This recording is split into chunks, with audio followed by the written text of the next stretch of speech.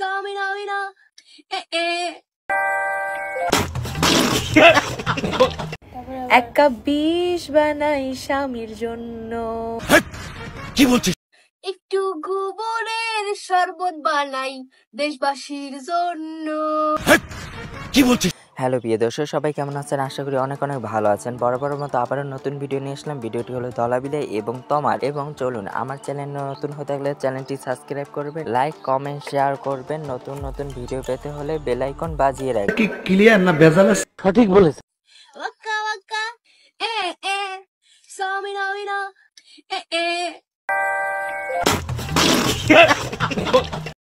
Samina, mina, jingaleva,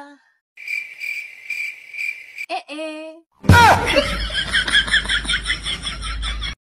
একটু গোবরের শরবত বানাই দেশবাসীর জন্য।